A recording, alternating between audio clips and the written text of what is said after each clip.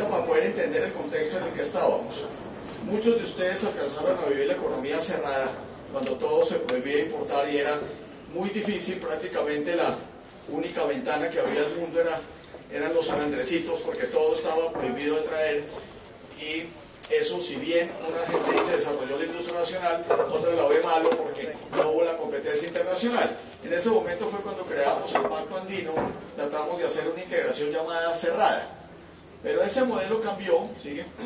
Ese modelo cambió y hoy en día el modelo económico que hemos acordado con el gobierno y el que se está siguiendo casi al pie de la letra es uno en el cual primero se hacen unos acuerdos comerciales como el que teníamos todavía, por ejemplo, con Costa Rica, que es una lista de desgravaciones, yo le desgravo esto, usted me desgrava eso, pero que tienen como característica que casi nunca le apuntan los productos que uno quiere traer, muchísimo menos los productos ferreteros, no cuadran en esa lista. Entonces, por eso el gobierno decidió hacer un nivel 2 de integración, que son los tratados de libre comercio. Pero ojo, no son tampoco tan profundos como la prensa dice, porque si uno siguiera el modelo de la integración, tendría que ir a uniones aduaneras, que es cuando el arancel es común en todos los países que firman. La comunidad andina medio lo tuvo y se devolvió. Si uno siguiera, tendría mercados comunes que tienen una característica muy distinta. Cuando uno tiene un mercado común, la mano de obra puede circular libremente. Ahí es cuando usted ve que una persona de España puede trabajar en una pizzería en Dinamarca y no le tiene que pedir permiso a nadie, como si se moviera de Cali a Medellín. O sea, es cuestión suya. Y tiene libertad de movimientos financieros, que tampoco existen en los TLCs. Después, tendría un mercado único, donde ya toda la política macroeconómica la empieza a tener unificada. Entonces uno habla de la Superintendencia de Industria y Comercio de la Unión Europea, de la Superintendencia Financiera, de la otra, y termina con la Unión Monetaria, como el euro, que está en crisis, pero está. Entonces fíjense y verá que es muy interesante que nosotros estamos haciendo nivel 2 de 6, y nosotros, sin embargo, nos han vendido la idea de que llegamos al máximo con el TLC, nos faltaría un montón. Lo que pasa es que no tenemos previsto seguir profundizando, sino quedarnos ahí. Esa es una primera aclaración que es interesante. Sí. Hay muchos tratados, pero realmente el más avanzado es el de la Unión Europea. Y estos fueron los temas que negociamos con los Estados Unidos, los mismos temas que negociamos con Europa, y parte de ellos los estamos negociando en este momento con Turquía. La semana entrante hay negociación con Turquía, en Turquía, que faltaría negociar la parte agrícola y queda. En la siguiente semana hay negociación con Israel, que van en 2 rondas, y entre 3 semanas hay negociación con Corea final.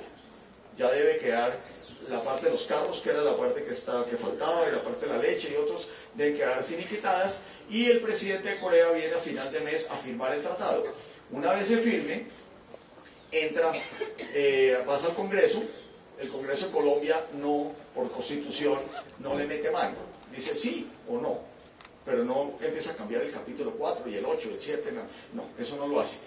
Y luego pasa a revisión de la Corte y luego ya arranca. El de los Estados Unidos se demoró un montón, como ustedes saben, de firmado a que empezara ahorita el 15 de mayo a operar, pasaron muchos años, pero, por ejemplo, el de Canadá no fue tan largo. El de Canadá al año estaba andando, está vigente, como está vigente el de Suiza, y tenemos tratados vigentes con los países del Mercosur. No fue un bloque, como lo han llamado románticamente, Comunidad Andina-Mercosur. Realmente Colombia negoció separado con cada uno de los 4 países. Tenemos ya casi llegando a 0 para importar de Brasil. No pudimos llegar a un acuerdo con Argentina por la norma de origen, que ahora les explico. Entonces con Argentina tocaría traerlo con el arancel full. Tenemos con Uruguay, que lo estamos profundizando, es decir, estamos tratando de ampliarlo, y con Paraguay tenemos lo que queda de la comunidad andina. Hicimos un regular tratado medio no con Venezuela, que entró en vigencia porque, digamos, el peor de los mundos, vamos a pagar arancel de aquí para allá en los productos del sector, ellos van a pagar 0 de allá para acá, y ellos eran los grandes en la cadena. Esa no es la clase de tratados que nos gusta. Fue más una cuestión de emergencia política que se firmara. Tenemos con Ecuador todavía 0, con Perú naturalmente tenemos 0. tenemos el Triángulo del Norte, que son Honduras, Guatemala y El Salvador, donde los temas que a ustedes les interesan, una parte quedó bien, pero otra parte falta. Ese es el típico tratado que tiene que tener una segunda etapa, porque no estamos pudiendo movernos con libertad de ida y de vuelta en los productos que nos interesaría. Y en octubre debe entrar el tratado con la Unión Europea, que está terminado hace tiempos, y ese sí es un tratado grande, incluye todos los países de la Unión Europea de una. Ellos nos van a abrir la casa, ¿ya? Nosotros lo vamos a hacer en unos periodos lentos de ir quitando el arancel poco a poco. Y leí los tres que les acabo de mencionar.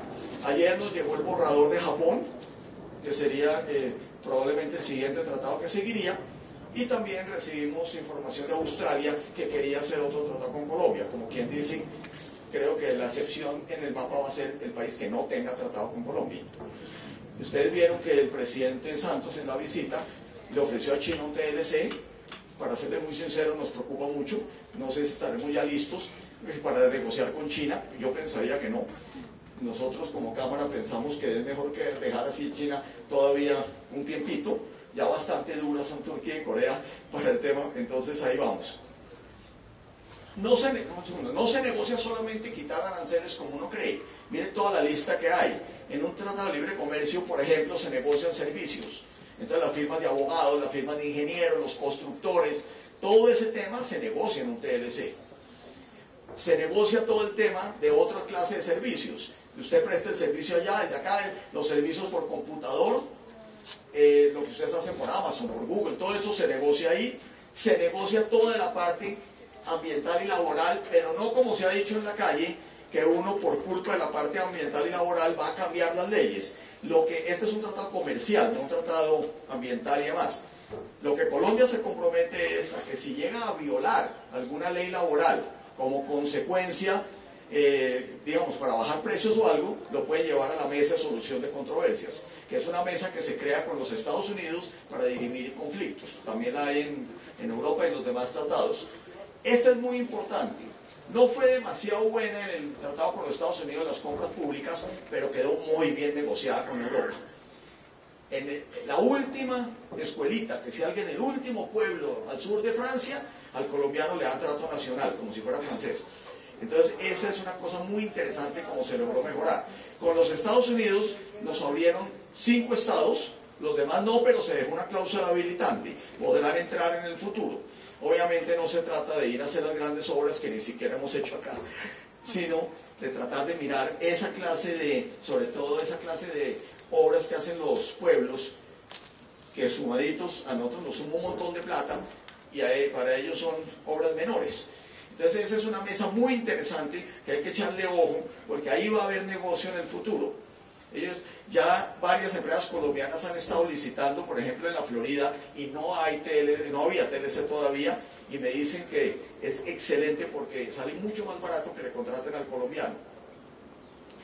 Tenemos el tema de propiedad intelectual, es un tema muy delicado. A la cadena nuestra, la siderúrgica, metalmecánica, ferretera, la toca en alguna medida, aunque es un tema mucho más de medicamentos y eso. Pero Colombia hizo algo muy interesante. Colombia le logró torcer el brazo y decirle a los Estados Unidos no. Yo en esta mesa negocio lo que siempre he tenido, que son 20 años de patentes, 5 años de datos de prueba, que es lo que duran haciendo los laboratorios de investigación antes de sacar el medicamento. Los Estados Unidos decían no, quiero subirlo a 30, la protección, quiero segundos usos, que es cuando un remedio le encuentran otro uso, y Colombia todo le dijo que no, y ellos terminaron diciendo bueno. Por eso me extraña un poco cuando la prensa dice que Colombia, que van a subir los medicamentos y todo, cuando se negoció fue la norma colombiana. Y otro tema que les interesa a ustedes muchísimo, que se negoció con el TLC en los Estados Unidos, los usados y remanufacturados, porque ese es un tema de mucha controversia. ¿Puedo traer una llave inglesa usada? ¿Puedo traer una máquina, cualquiera que sea, un centro mecanizado, una punzadora, una dobladora usada? Entonces la respuesta es sí, pero con un pero. Porque el gran problema era el siguiente: estábamos en plena negociación, y entonces le decían todo el mundo, cuidado, nos vuelven el basurero de los Estados Unidos, ¿qué hacemos ahí? Y por el otro lado le decía a uno las medianas y pequeñas empresas, oiga, yo no puedo comprar una máquina nueva que vale $12,000, y pues ahí para arriba, me la están ofreciendo. Yo tengo 20 años de atraso tecnológico, me están ofreciendo una máquina de 4 años, que para los gringos ya es viejísima. Hombre, cierro de 20 a 4 mi atraso tecnológico. Y empezó ese dilema nuestro con el gobierno, ¿qué hacemos? ¿Sí se puede traer usado o no se puede traer usado? Entonces la solución fue, de nuevo, aplicar la norma colombiana. Y es decir, lo usado se puede traer con licencia previa. Es decir, pidiéndole permiso al gobierno, como se hacía en la época del modelo cerrado, en la época del proteccionismo. Entonces usted con licencia, ¿qué hace el gobierno? Y el acuerdo que tenemos es, si se produce en Colombia, o si afecta el medio ambiente, o si es peligroso, no. Pero si son máquinas, equipos y esos, sí, se pueden traer usados. Y eso permite modernizar bastante la industria colombiana, las mismas ferreterías, todo lo que la máquina que tenga que va a doblar el alambre, que lo va a figurar, que todo eso se puede traer usado, pero hay que pedir permiso primero, pero se lo van a dar, eso no tiene problema. Lo que se va a prohibir es la ropa usada y cosas de ese estilo. El bien usado tiene un problema, es que se presta para cuestiones ilegales. Porque lo que hemos visto en esta cadena es que quién es el macho que valora, que le hace un aforo a una máquina usada. Si es un carro, tal vez, porque ve la revista Motor y otras. Pero ¿quién es el que le dice a uno, oiga, esas sillas de metal que tengo allí, ¿cuánto valen usadas? Usted le puede poner cualquier precio. Entonces se presta obviamente a lavados, se presta un montón de cosas. Entonces el gobierno es muy sensible a eso. Pero finalmente así fue como se negoció. Y el otro tema que se negoció, que es muy interesante en esta cadena, es el de los remanufacturados. Porque sí, se distinguió en el tratado que era usado y que era remanufacturado.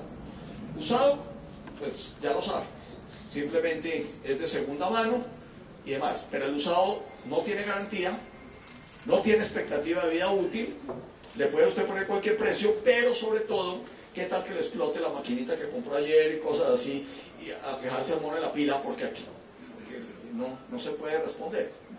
Pero lo remanufacturado se definió muy bien. Primero, se dejó en los capítulos del arancel del 84 para arriba, o sea, de la maquinaria. Lo cual quiere decir que si usted remanufactura una mesa, esa no vale, esa no entra. Tiene que ser del capítulo 84, donde ya está toda la maquinaria, el equipo, para adelante. Usted puede remanufacturar este equipo y lo puede traer. Pero, cuando es remanufacturado, le van a exigir que tenga garantía y que tenga expectativa de vida nueva y que la remanufacturada haya sido hecha con piezas nuevas. Para evitar, es decir, no es tomar de nuevo una llave inglesa, echarle pomada a brazo y decirle, mire, me quedó brillantica como nueva tenga. Esa no le valdría como remanufacturado de ninguna manera, ese es un clásico usado. En cambio, el remanufacturado sí. Y eso va a ser una cuestión de echarle mucho ojo ahora que empezó el tratado, porque ahí digamos que nos conviene a todos que eso se controle y no se vaya a volver el agujero negro del tratado, que es donde, digamos, los automotores tienen mucho miedo. Eso que carros no se pueden traer, pero igual tienen mucho miedo de que por ahí se haga la trampa. Y el otro tema son las inversiones. Todo el mundo cree que TLC significa, y los periodistas le dicen a uno, ¿me da una lista de lo que se va a empezar a vender desde el lunes? No, un momentico. Porque es que TLC no significa solamente que yo voy a vender o que voy a traer barato. Significa, y para México fue mucho más importante, ahí al número 10, las inversiones que los bienes. Fue tanta la inversión extranjera que vino a México, tantas las fábricas que decidieron producir desde México, que ahí fue donde estuvo el negocio. Después, tiempo después, se dio cuenta de un tema que nosotros siempre nos damos cuenta tarde, que sin infraestructura, le dicen los de, excelente, mándeme los 15 contenedores. No, como le dijera, es que están parados en la línea porque hubo un derrumbe y allá están durmiendo, pero créame que en 2 semanitas ellos funcionan a otro ritmo y eso es muy complicado para la falta de infraestructura, la congestión de puertos y eso. Pero bueno, esos ya son temas que tendremos que acelerar la cuestión. ¿Pasa? Una pregunta que lo hacen mucho, ¿cómo se van a desgravar los aranceles? Muy bien, en esa tablita que está ahí, ustedes ven varias letras. Las más importantes son las 3 primeras. Lo que usted toma el arancel de aduanas todo y mira cada partida arancelaria. todo lo que tenga la letra A, ahorita el 15 de mayo quedó en cero. Y ya quedó en cero. Ya toda esta semana la puede entrar con cero. Lo que tenga la letra B va a tener una desgravación de 5 años. Entonces, por ejemplo, si el arancel del 5%, el año entrante es 4, no, del primerazo es 4, porque es anticipado. Y luego 3, 2, 1, y en 4 años queda en 0. Y el más largo de todos es el C, que va a 10 años.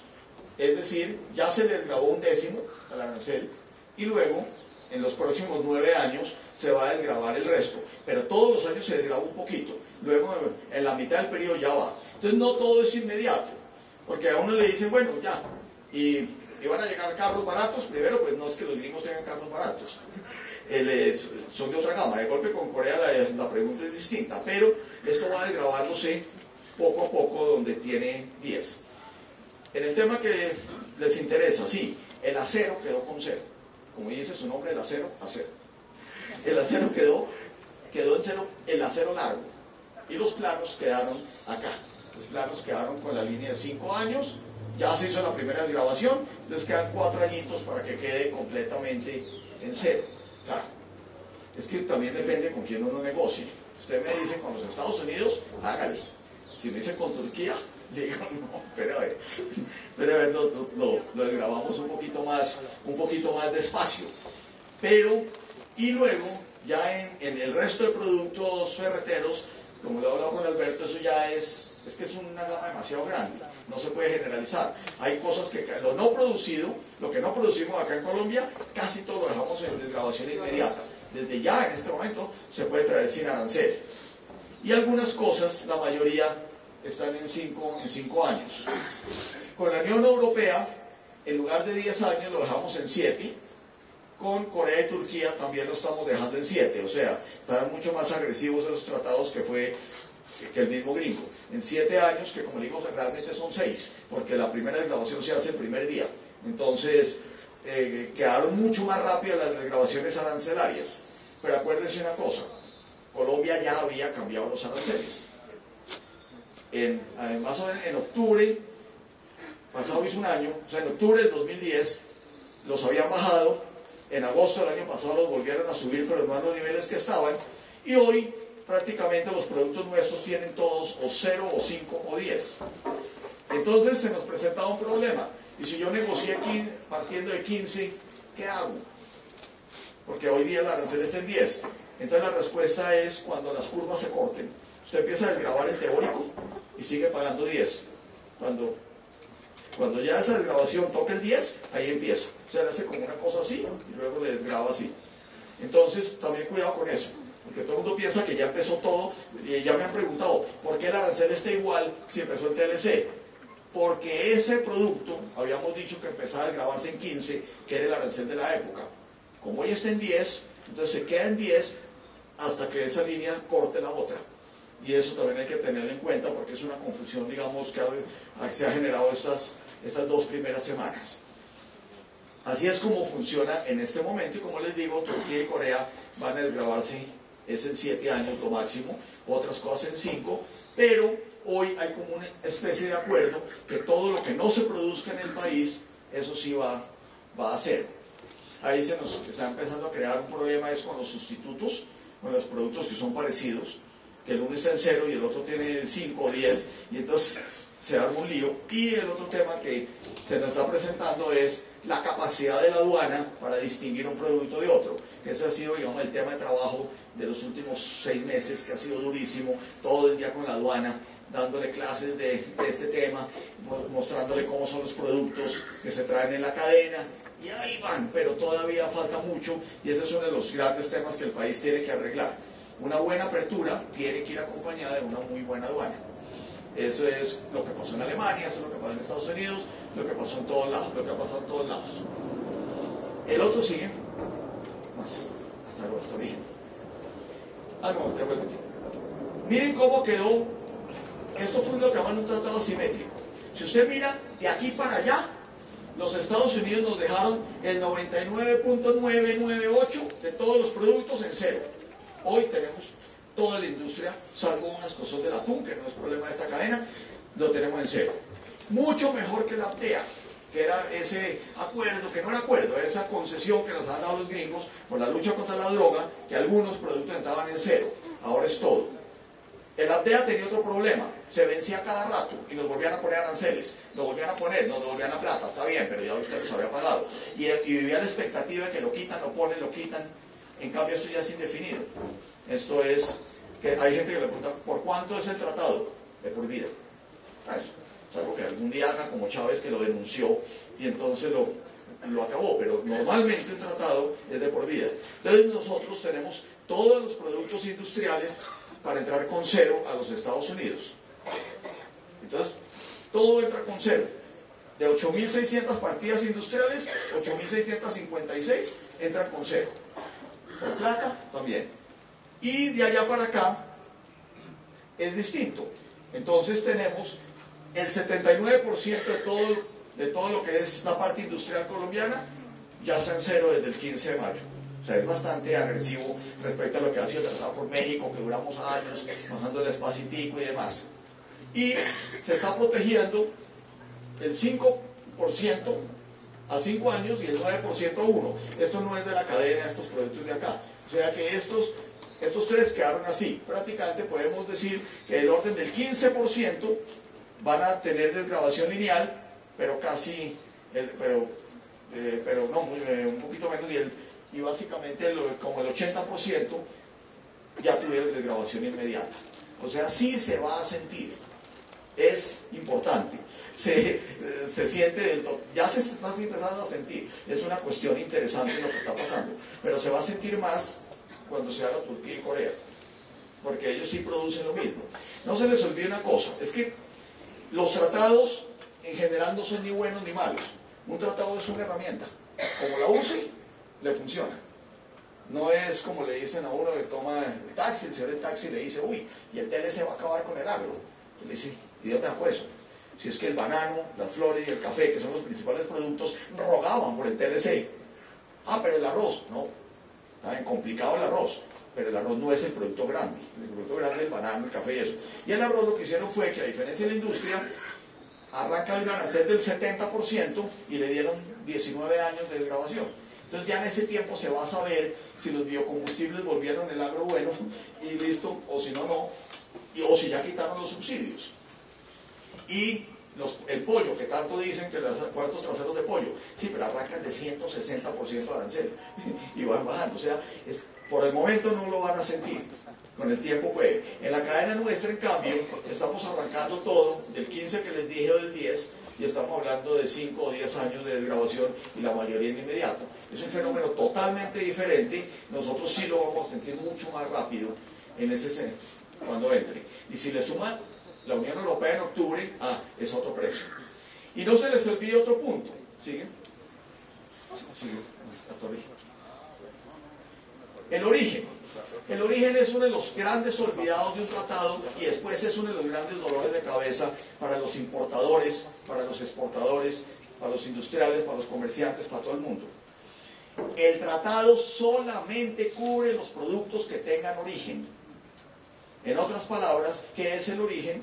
Nosotros le decimos que es como la visa de cada producto.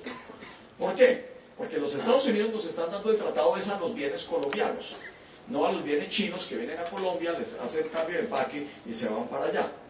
O al revés, a nosotros tampoco nos interesa que venga de otro país diciendo que es norteamericano porque hizo una paradita y siguió para acá. Entonces, para eso se necesita un certificado de origen. ¿Qué es origen? Que el producto de usted pueda demostrar que es colombiano. Y vieran lo difícil que ha sido negociar el origen. ¿Ha sido más difícil, señor? Perdón, ¿y lo remanufacturado? También. Pero ese es un lío complicadísimo. Con los remanufacturados fue parte de la discusión, porque tienen que haber tenido por lo menos un valor agregado muy alto en los Estados Unidos para que puedan entrar acá. Pero en el caso de que ellos importen de X o Y país las materias primas para ensamblar y ensamblen toda la mano de obra en Estados Unidos, ¿se pudiese? Sí, se le vuelve gringo, claro que sí. ¿Sí? Y viceversa. Si usted repara el motor, un motor acá, y lo manda para allá, si el motor originalmente sea de la India, usted ya lo reparó, eso le da origen. Como le pasa, por ejemplo, con la discusión de la chatarra. ¿Y la chatarra de dónde era? No, pues nadie va a saber cuál era el origen de la chatarra, porque eso ya está hecho en cubito y todo. Entonces ahí sí se acordó que era, pero en lo demás no. En lo demás usted tiene varias figuras. En el pasado se hablaba mucho del valor agregado del 50%. Entonces yo decía, si esta máquina vale 100.000, por lo menos 50.000 tiene que haber sido agregado en Colombia. La diferencia entre la materia prima y la máquina por lo menos tiene que ser el 50%. Hoy día lo cambiamos, lo estamos haciendo más simple. Tomamos el arancel de aduanas, los primeros 4 dígitos, que lo llamamos partida, si cambian, entonces ya será. Un ejemplo, usted coge un HR, una lámina en caliente, la lamina, como lo hace Sesco, está Gustavo, y lo convierte en un laminado en frío, esa ya es 7209, como la primera es 7208, y le sale 7209, suficiente, ya tiene origen. La mayoría con los Estados Unidos lo negociamos así, pero ojo, eso ha cambiado. Cuando hicimos Mercosur había una norma para todo el mundo y unas excepciones, ahora no. Las 7.000 partidas que tiene Colombia, tiene 7.000 orígenes. O sea que hay que mirar en cada producto, no solo la letra de grabación, sino hay que mirar la siguiente columna, qué origen le pusieron. Porque ahí hay mucha confusión.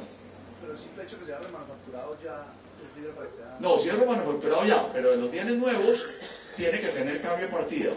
Algunos, como las calderas, les pusieron una especie de valor agregado. O sea, el porcentaje de la parte importada de una caldera tiene que ser no más, es decir, no puede ser más del 25%, porque si no, entonces ya no la consideran colombiana. Algunos productos de la cadena quedaron así, pero la mayoría con un cambio de partida sale. Entonces ese es un tema para tener mucho cuidado. Pero hay otro tema que les quiero contar. Uno estaba acostumbrado a pedir un certificado de origen en el Ministerio de Comercio. Iba, oiga, voy a exportar. Entonces primero iban lo visitaban, después cuando inventaron el BUCE, la ventanilla única de comercio exterior, usted lo sacaba por internet y después ellos le revisaban. Los gringos dijeron, no quiero certificados. Usted se autoevalúa, como el autoevalúo de los carros al principio. Ahora no, porque le llega hecho, pero cuando empezó, usted ponía. Entonces, ojo a eso. Pero consejo, si alguien va a exportarle a los Estados Unidos, mándelo por correo certificado y deje copia. Porque si usted dice la verdad, por ejemplo, no es originario, todavía le cobran arancel, porque el producto es el tratado solo para bienes originarios. El primer renglón del tratado dice, este tratado se firma entre los Estados Unidos de América y Colombia para productos originarios. Ya dejó por fuera los que no son. Entonces, en la cartica guarde copia, porque usted dijo la verdad, pero el señor de allá dijo, no, yo que voy a pagar arancel, hermano, digamos que esto es originario. Y Juaz, cuando se lo revisen y vean la trampa, aquí en que clavan. Entonces usted tiene que tener la prueba de que usted dijo la verdad y que el problema fue el importador de allá. Y viceversa,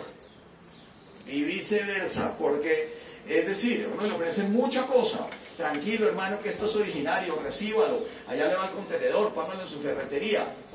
Y tú, listo, usted no paga aranceles. Viene la revisión de la DIAN y descubre que el producto era chino, que estaba reempacado, y hermano, el lío no es cualquier cosa. Entonces es mejor que siempre miren que haya la carta de origen, porque la carta de origen puede ser de verdad un gran dolor de cabeza. Si no nos voy hasta el final, hacemos bien rápido. Y ya eso lo conté. Y vayamos a la propuesta. La propuesta, sí, está la propuesta verde. Bueno, muy bien. Ve pasando, yo le digo, sí. Muy bien. En servicios, mire, contrario a lo que se cree, servicios no es solamente el abogado y el médico y eso. Viera la cantidad de servicios que están demandando por internet con la experiencia de la industria colombiana. Tenemos varias empresas ahí en la Cámara Fedemetal que, por ejemplo, producen cosas y sin embargo le están vendiendo a los gringos asesoría en el layout de la planta, cómo poner la planta mejor y cómo ponerla más eficiente, todo, y lo mandan por internet y les pagan acá y todo, y cada vez la experiencia y todo le están pagando mal. La venta de planos, que no lo puede firmar, sí, pero es más barato que lo hagan acá. Cursos técnicos, como ese que estábamos hace un momento recibiendo.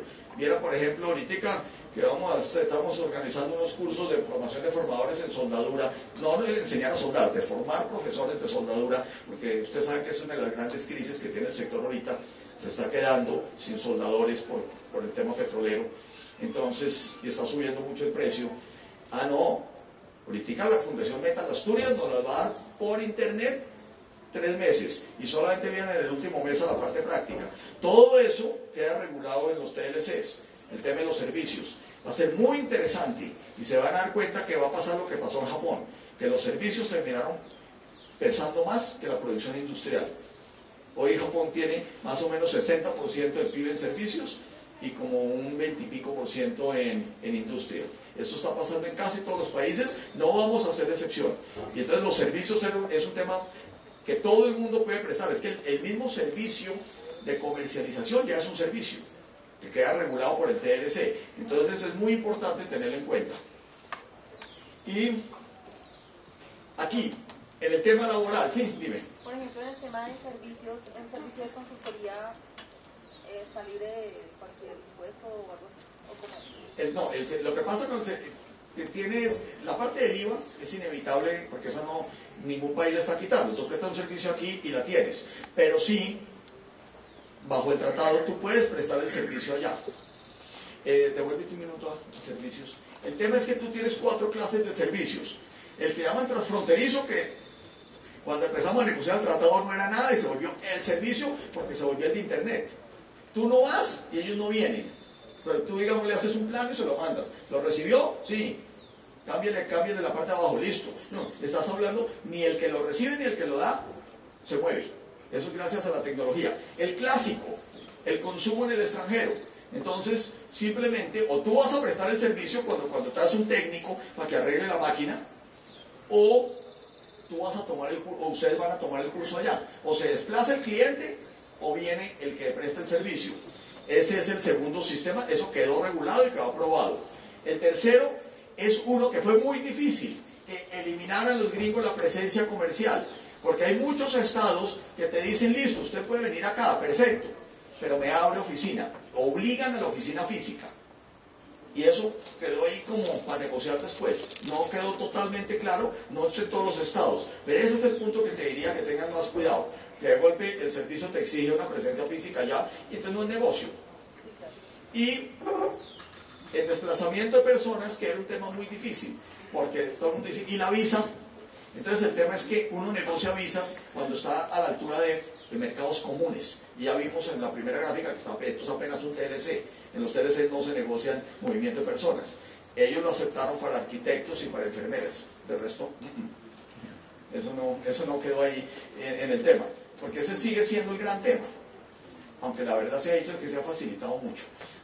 Ya el porcentaje de aprobación de eso ha subido, según vi en el periódico, no es una cosa oficial. Vamos al final. El tema laboral y ambiental. Esa es una duda muy grande que hay. No estamos cambiando la legislación laboral colombiana, no estamos cambiando la legislación ambiental colombiana. Pero si, por ejemplo, una empresa, violando la propia ley colombiana, decide contratar mano de obra infantil, violando todo, y le pagan juguetes, entonces, claro, el producto le sale baratísimo porque no pagó nada, y por culpa de que es barato, se tomó el mercado de allá, y ellos descubren que no fue en franca lid, sino que fue por haber hecho trampa en esa forma laboral, más o menos como hacen los chinos. Entonces, inmediatamente el tratado te permite un panel de solución de controversias, te pueden denunciar por ahí la parte comercial, las otras partes las denuncian de las autoridades como siempre ha sido, pero no es cierto que cambiamos las normas, que eso se dice mucho, que es que vamos a tener que poner la norma ambiental de los grandes lagos aquí, y no, eso no es, eso, si Colombia lo ha negociado en otros tratados especiales del sector, no en el TLC. Dime. Una pregunta en cuanto a eso. En el tema de productos tóxicos y radioactivos, ¿se negoció algo? No. Lo que pasa es que Colombia ya tiene esa normatividad. Pero ellos son, o sea, son claro, más rígidos. Son muy rígidos, y lo que me imagino me estás diciendo es si nos vamos a volver un basurero de esas canecas que llegan radiactivas o... No, porque nosotros para producir necesitamos insumos químicos, y la disposición final de todos esos residuos, ¿nos exigieron algo? ¿O lo seguimos manejando como nuestra legislación? Se sigue manejando como estaba, porque este es un tratado comercial. Si tú violas la propia norma colombiana, ahí es que puedes tener problema. Pero es, por ejemplo, muchas de las cosas se dan en el protocolo de Montreal, otras están en el protocolo de Kioto. Colombia ha suscrito esos tratados independientes del TLC, y como son independientes del TLC, los tiene que cumplir.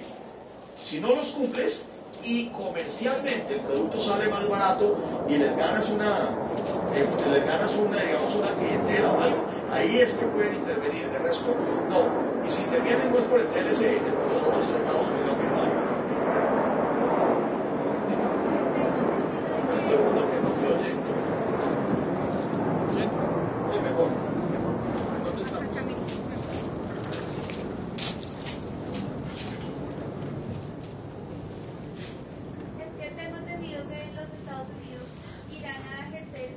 Parte de control o vigilancia sobre el recurso hídrico en Colombia.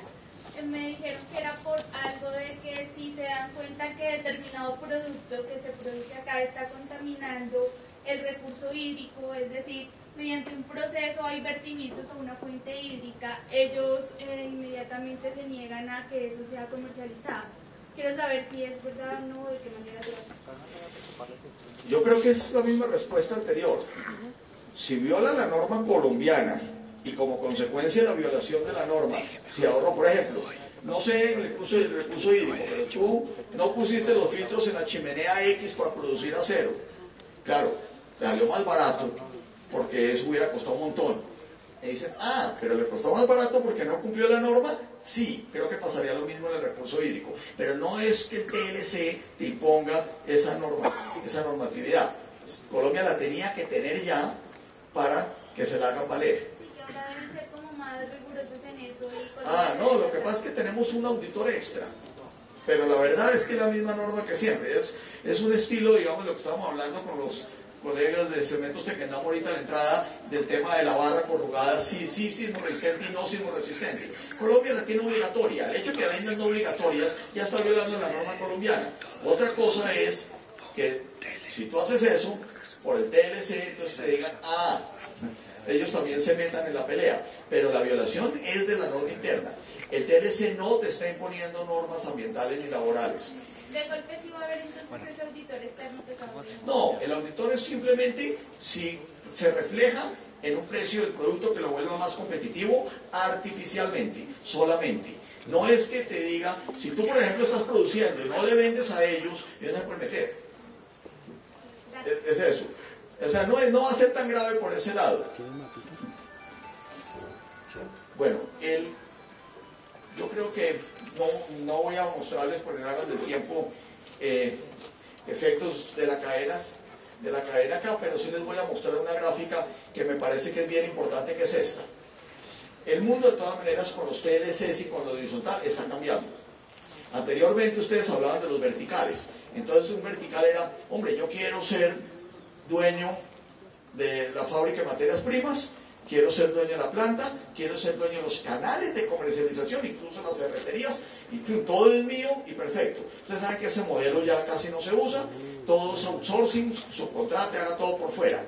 Las empresas grandes, lo que llaman las controladoras de la cadena, las famosas, donde está Apple, donde está Nokia, todos ustedes lo saben por el iPad, que el señor Steve Jobs, lo diseñaba todo y luego le decía a otros produzcanlo. Pero él no tiene fábricas de hacer eso, ni el iPhone, ni el iPod, no, él lo manda a hacer todo. Entonces estos señores decidieron que no tenían planta, entonces todo lo mandan a hacer con la tecnología de ellos. Se dedican a 3 cositas, que eso es lo que están haciendo los gringos, y ahí es donde está el negocio. Ellos se dedican a investigación y desarrollo, no llevan años luz, investigan todo el tiempo. Se dedican al mercadeo y a defensa de la marca.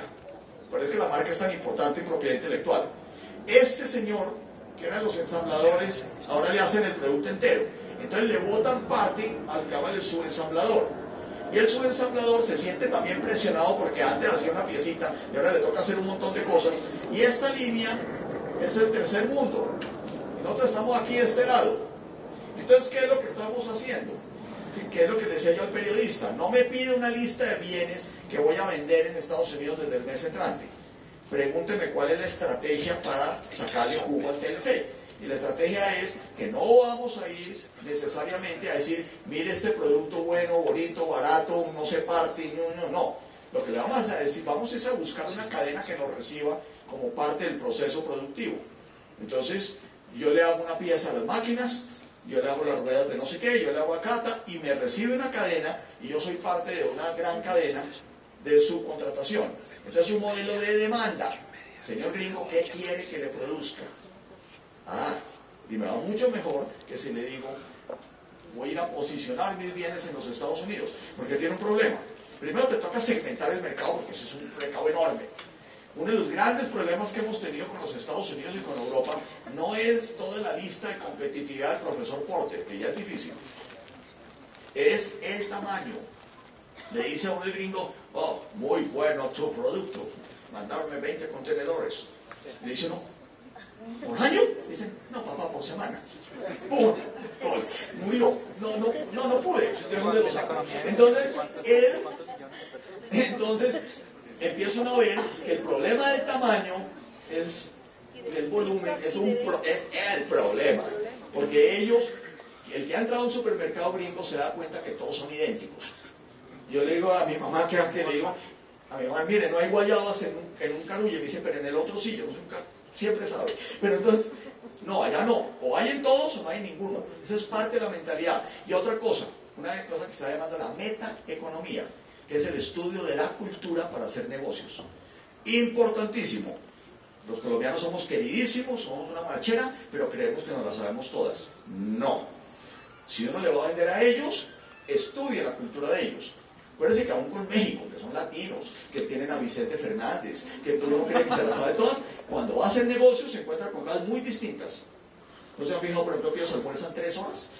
Y nosotros almorzamos durante 1 hora. Y ellos salen a las 2 y pico de la tarde y vuelven a las 4 como los españoles. Y culturas de ese, cuando estamos negociando con México el tratado, viene el lío. Porque no. Sí, depende de la zona, pero bueno, ejemplos. Entonces, mucho cuidado con la cultura de ellos, con todo.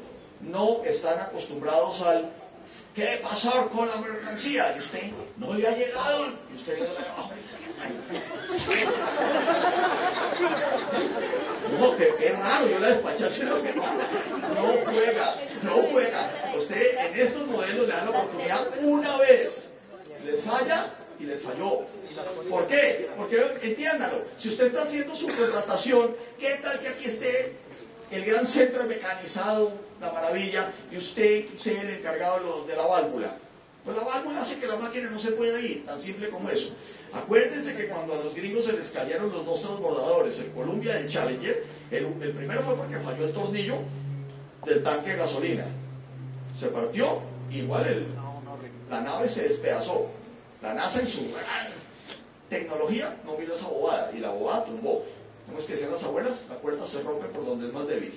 La cadena es tan fuerte como el eslabón más débil. Exacto, no lo había oído, me gusta mucho. Entonces, ¿y cuál es el eslabón más débil? Obvio, vamos a hacer nosotros. Entonces, si queremos que nos acepten a cumplir, a tener la calidad, todo, pero también la ventaja es que ellos nos van a dar la tecnología. Mire, créame, es mucho más fácil hacer esto y ir ascendiendo en la cadena. No estoy hablando nunca de maquila, sino de ir ascendiendo en la cadena y volviéndose cada vez más importante. Como estrategia nos va a ir muy bien. Si usted insiste en vender el producto allá, puede que algunos productos se hagan, pero también es riesgoso, porque cuando ya haya conquistado un pedazo de mercado, los chinos miran y dicen, yo le bajo ya lo conquistó, listo, gracias, yo le bajo el 20%, ahora es mío. Entonces lo sacó. Entonces es más fácil hacerlo así. Esta es una muy buena estrategia con los países ricos. Y con los países de igual o menor desarrollo, siga vendiendo producto y puede hacer las dos cosas. Y mire que aquí todo funciona, servicios, todo. Ahora, conseguir cadena tiene un problema. Cuando hemos intentado, ya hay algunos casos exitosos, pero cuando hemos intentado nos han dicho, muy bien, ¿y de aquí para acá qué? ¿Qué quiere decir con eso? ¿Cómo funciona usted en Colombia? ¿Tiene buena relación empresa-proveedor? Así como, ahí vamos. Entonces le dice usted al proveedor, ¿usted qué piensa de la empresa? Hombre, que me paga 90 días sin intereses, entonces yo vivo sobregirado, y no se cree que yo soy su banco. Entonces le pregunta al otro lado y le dice, arrodíllese papá, que usted come de mí. Entonces, con eso, a eso no se puede. Una de las grandes cosas que hay que empezar a solucionar es armonía, para ser justos a tiempo, para todas esas vainas, trabajar en equipo, que la planeación estratégica se haga juntos, que todo el mundo le pare el pelo. Sí, a mi proveedor le va a mostrar mis secretos, sí, si no, ¿cómo? ¿Usted cree que el gringo es bobo? ¿Usted cree que le va a dar el contrato acá si sabe que usted le va a decir, claro que la pieza está lista? Pero fue que el señor del cable, no, eso no le importa a él, llega o no llega. Entonces hay que tener mucho cuidado, cambia completamente el paradigma, cambia la manera de pensar. Y la otra es la durísima y dificilísima asociatividad. Nos acaba de pasar, Refinería Cartagena, empezaba a fregar como Fedemetal al doctor Cabrales. Oiga, pero ¿cómo así? Que son 32.000 toneladas de estructura que requiere la refinería de Cartagena y todo China. No, no puede ser. Y los colombianos que Idel, hasta que me dijo un día, listo compañero, la mitad de ustedes. 15.000 toneladas para entregar en 6 meses. Entonces les dije, ¿entonces qué? ¿Cómo? Entonces, listo. ¿Qué? Solución, asociarse y preséntense en grupo. Y ahí fue cuando se presentaron las 5 empresas en grupo. No había otra alternativa. Refinería de Barranca, que le estamos peleando ahorita, 32.000 toneladas de estructura y más o menos 29.000 toneladas de barra corrugada. Aún las siderúrgicas les toca en unión, porque es que eso es mucha cosa, porque además en un plazo muy corto. Ahora, si eso es un proyecto en Colombia, imagínense en Estados Unidos cuando le dicen, listo, mándelo. Entonces, hay que aprender a asociarse y a trabajar en equipo, no hay nada que hacer. Esa cosa que yo sigo con mi pedacito, eso no funciona. Cuando le dijimos a los gringos, negociemos la pequeña y la mediana industria, y le dijimos al gringo, esa mesa nos dejaban entrar al sector privado, le dijimos a la gringa, ¿qué llama usted pequeña empresa? Y la vieja nos dio un valor. Cuando hicimos la cuenta, salvo Ecopetrol, General Motors y otra, todas las colombianas caían ahí. Y eso lo llamaban ellos pequeña, no mediana. Entonces, claro, ese es el problema. Son parámetros diferentes. Entonces, si uno le dice acá, yo soy pequeño en Colombia, pues yo creo que ya soy invisible ante ellos.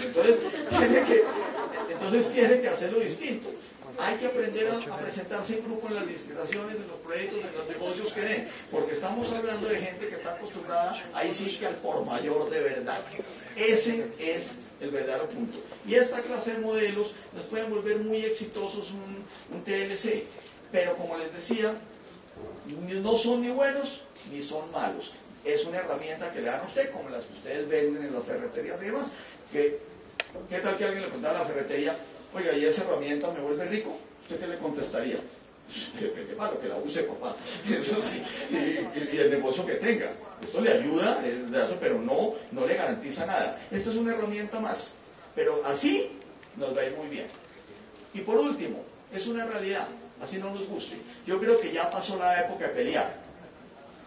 Digamos, con China estaríamos en la época de pelear. No, presidente, no lo haga todavía, espere. Listo. Pero en este ya no. Canadá están dando, Suiza están dando, están dando, Europa entra en octubre. Si están dando, ¿ya qué? A jugar con esas reglas, a cambiar la mentalidad y a hacer plática, hermanos, porque eso es lo que tienen que hacer. Muchas gracias.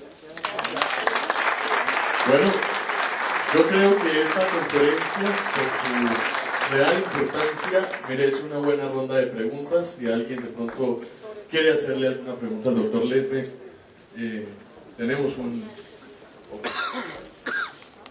Yo quería preguntarle, mi nombre es de la Lorena Caicedo, quería preguntarle si Colombia está preparado vía marítima y terrestre para todo esto, entrada y salida, porque tengo entendido que todavía no, y pues ya empezó el tratado y de pronto eso va a ser un inconveniente bastante grande.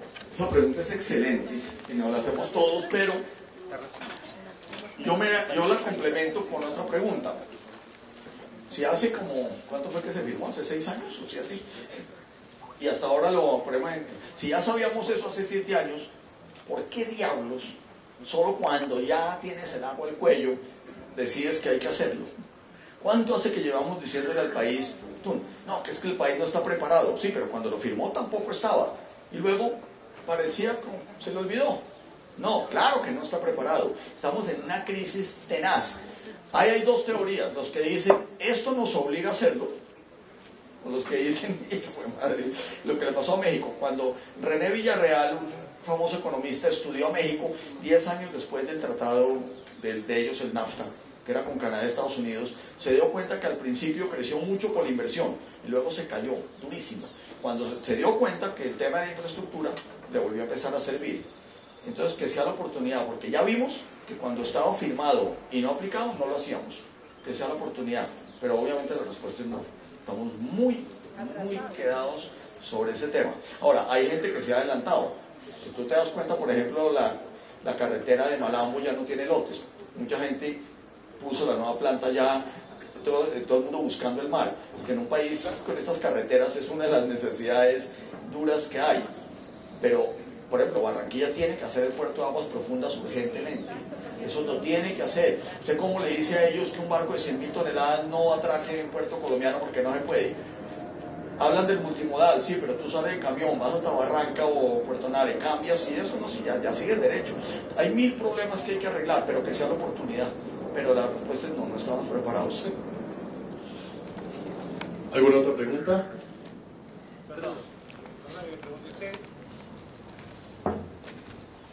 Perdóname que le pregunté, usted comentó que en la última parte de la bola industrial le tocaba a Colombia, ¿no es cierto? Recién en la anterior de... Sí, ya. Eso requiere mayor tecnología y mayor plantas industriales. ¿Quién va a proveer de esa tecnología y quién va a proveer los créditos para esa tecnología y mayores plantas industriales? Por los volúmenes que usted habla es bastante importante. Claro. Y eso también es una excelente pregunta porque en el momento no está, digamos, tan fácil. Claro que Bancoldis y todos se han venido acomodando a todos esos temas, pero muchas veces no es tan, digamos, no es tan sofisticado al principio, porque uno no negocia con la General Electric que estaba en la punta de la gráfica. Uno realmente negocia con el subensamblador al principio y va ascendiendo en la cadena. Ese es el secreto de que la cuestión funcione, porque si no volvemos al cuento del tamaño de la tecnología, no la tiene. Si el esquema se negocia bien, ellos te transfieren la tecnología. Inversiones, claro, inversiones, pero es que Colombia ha hecho muchísimas inversiones en el último tiempo. En este momento, el crecimiento de la inversión en los últimos años ha estado por encima del 24%. Las inversiones han venido haciéndose. Lo que falta, a nivel privado, no a nivel público, lo que falta es, en cada uno de los casos, montar el proyecto como toca. Hay un viejo dicho que dice que si el negocio es bueno, la plata aparece, porque el mismo grupo estaría interesado. Este esquema no es nuevo, este esquema nació en la India. Uno no ve producto indio famoso, pero todo producto europeo puede tener un 60% de partes indias. Y así, poquito a poco, poquito a poco. En China se ensamble y después nosotros importemos desde Estados Unidos. En ese caso, el certificado de origen, ¿quién lo da? No, la respuesta es no, porque hay tratados, por ejemplo, los que hemos hecho con Sudamérica, que llaman el origen acumulativo. Y entonces tú haces un acuerdo. Bueno, si una parte se hizo en Ecuador, otra en Perú y se termina en Colombia, sumemos.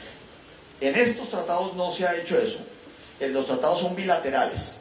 Entonces, Estados Unidos nos dice, ¿el producto cumple con la característica colombiana? Sí o no, punto. Entonces, si ya fue a China, probablemente perdió todo el origen y ya cuando venga es producto chino. Entonces no te va a valer. Bueno, vamos con las dos últimas preguntas. ¿Qué diferencia hay y se aplican los dos casos entre un producto que venga de los Estados Unidos para acá en caso de que sea remanufacturado o reconstruido? Hemos entendido que tiene diferencias. El Incomex tiene tasas distintas, lo tasa de manera diferencial. Son dos conceptos, no son los mismos. Y el de segunda, pues, para meter el tercero, es distinto, segunda, reconstruido y no remanufacturado. Y lo otro es algo que hemos oído todos en condición de ciudadanos desprevenidos, y es el asunto del pago de la mano de obra. ¿Qué incidencia tiene el pago de la mano de obra? Que la hora de hombre de trabajo acá es distinta a la mano de obra en los Estados Unidos y en otros países. ¿Cómo desbalancea eso un tratado de libre comercio? La primera parte te pido una aclaración. Cuando dices que son diferentes la remanufactura, ¿te refieres si viene Estados Unidos para acá que sea acá para allá? No, le estamos poniendo 4 condiciones. Una, que tiene que tener garantía. Esa no tiene vuelta de hoja, que es la gran diferencia con el bien usado. sea, te dan una garantía como te la da la nevera nueva. Si lo remanufacturaron, te tiene que dar garantía de fábrica, seria. Segundo, tiene que tener una expectativa de vida útil igual o superior al bien original. Tercero, tiene que haber sido remanufacturado con piezas nuevas y en últimas remanufacturadas, pero no puede ser, digamos, segundas. Sí, tú me dirás, ¿y quién controla eso? Aceptado el punto.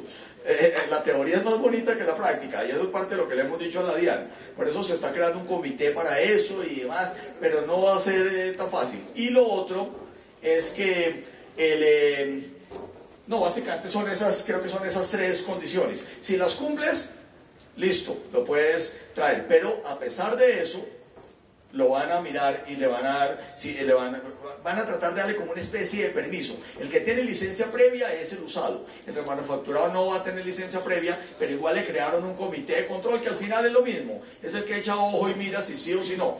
Entonces, pero acuérdate que la gran acotación es que son capítulos 84 en adelante. O sea, si tú vas a traer madera o vas a traer asientos o va a traer cuestiones de otros capítulos del arancel que perfectamente pueden ser remanufacturados. Todos hemos comprado un sofá viejo y el tapicero lo deja como nuevo, pero ese no valdría. Tiene que ser prácticamente maquinaria y equipo. Está circunscrito a eso. En cambio el bien usado no. El bien usado es de cualquier cosa, pero con permiso previo.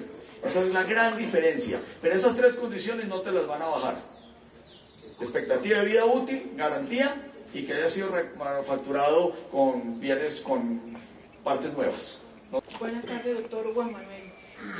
Y a todos aquí presentes, muy buenas tardes para todos. Yo quería hacer una pregunta muy breve y concisa, y es, ¿qué ventajas y qué desventajas, qué ventajas y qué desventajas nos amenaza a nosotros como ferreteros ante el TLC? ¿Qué amenazas, qué ventajas y desventajas tiene para nosotros los ferreteros ante el TLC? Buena pregunta.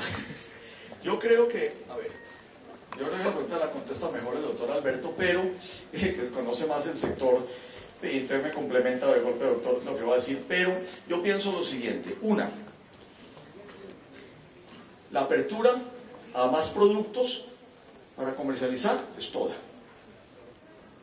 No vas a tener aranceles en lo no producido y los otros te los vas a bajar. Luego, automáticamente te va a volver mucho más competitiva de lo que eras. Hoy el arancel para ti debe ser un dolor de cabeza, porque el producto, sea que lo importes directo o sea que lo importe otra persona, te lo cobra, porque el que pagó 10% se lo cobra el que se lo vende o el que se lo revende. Eso está ahí. Esa es una primera ventaja enorme. En segundo lugar, la ampliación del esquema de todo lo que se puede ofrecer. Vas a poder vender, estar mucho más cerca de lo último en tecnología. ¿Se acuerdan que siempre decían que éramos un país a la penúltima moda? Ya no.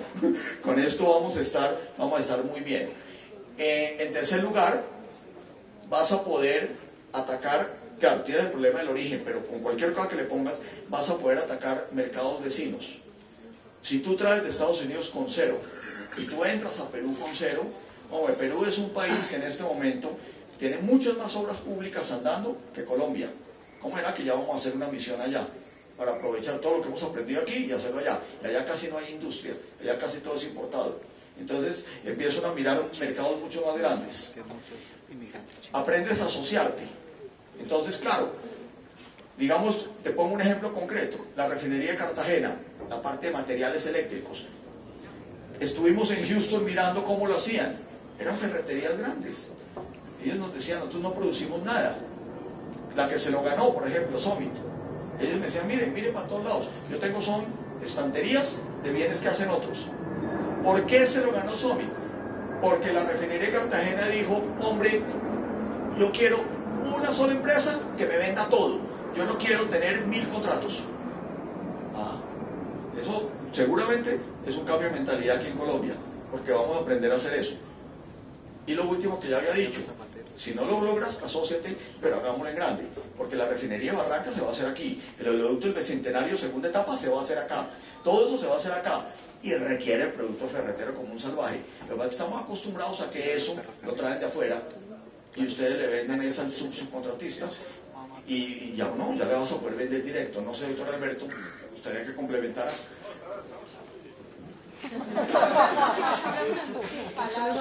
Considero que está bastante amplia y contundente su respuesta. Es un poco lo que esta mañana hemos visto en la conferencia mía.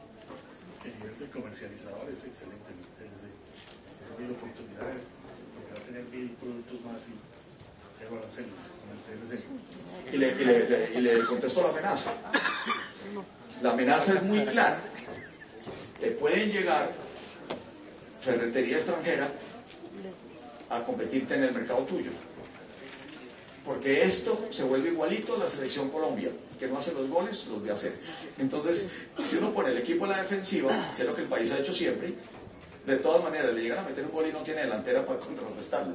Entonces, ese, digamos, es un peligro latente, pero que existe. Te traen unos esquemas de esos, pero eso no es nuevo para ustedes, ya que habían llegado las grandes casas, de todo eso ya había existido. Ojalá los colombianos aprendamos a adelantarnos. Por ejemplo, cuando vimos que los gringos hacían eso, unían todo eso para venderle a la refinería, dijimos, oiga, hagámoslo igual. Solo que invitemos nosotros a los extranjeros en lo no producido, y lo estamos haciendo. Pero hay que adelantarse a los hechos. Nunca a la defensiva, que te pasa, nos eliminan siempre. Muchas gracias. Doctor Lerner, muchísimas gracias, de verdad. Y a ustedes, muchas gracias.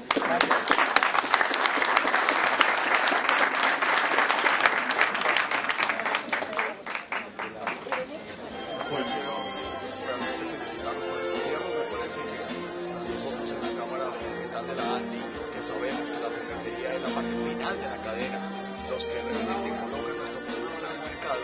Creo que hicieron un evento excelente, la puesta de conversión está muy buena, la asistencia masiva, y yo creo que unen a la cadena siderúrgica, metalmecánica y ferretera este evento. Felicitaciones a todos.